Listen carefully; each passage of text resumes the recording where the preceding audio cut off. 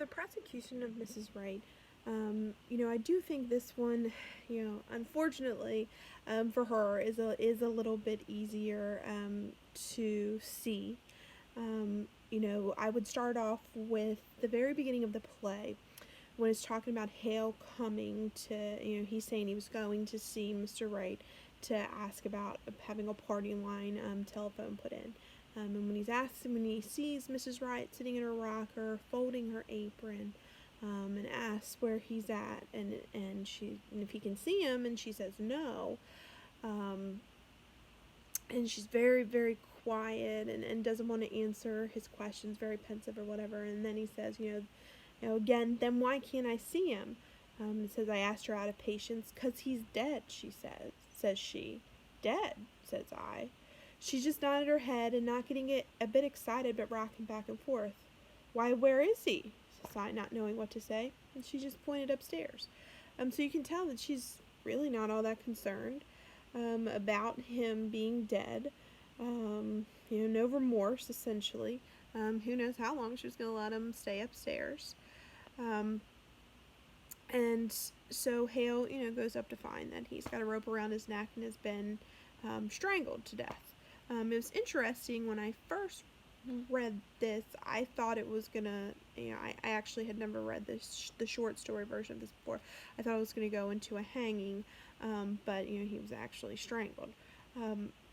But then we see that later on, Mrs. Peters, so the sheriff's wife, she finds a bird that presumably is Mrs. Wright's, and its neck has been wrung. So you can kind of paint this picture that maybe Mrs. Wright, has some rage. Potentially she got upset with her bird, wrung its neck, then got upset with her husband. We see Mrs. Hale, her longtime friend, who said, she, come to think of it, she was kind of like a bird herself, real sweet and pretty, but kind of timid and fluttery. How she did change. So Mrs. Hale kind of sets the tone that Mrs. Wright, went from being this sweet little songbird to maybe not so much, and obviously could be very capable of killing her husband. The rope was theirs.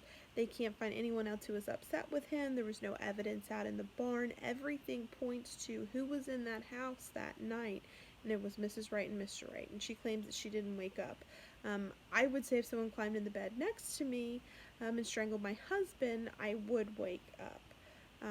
Mr. Hale would be my witness to explain and to give explicit detail about just how Mrs. Wright acted when he got there and was questioning about where Mr. Wright was, and how she willingly told him that he was upstairs dead. I also would call Mrs. Hale to the stand as well to kind of testify, similar to what I said in my defense, but this time how much Mrs. Wright had changed over the years since being married to Mrs. Wright. That whole idea of going from, this very nice girl that sang in the choir to someone that potentially is very capable of murder. She murdered her bird, then murdered her husband, all in the same night. Like I said, the evidence is kind of overwhelming for this. No one else in the house. The rope was theirs. No evidence in the barn or on the farm. She, never wakes up when somebody gets in the bed next to her to strangle her husband.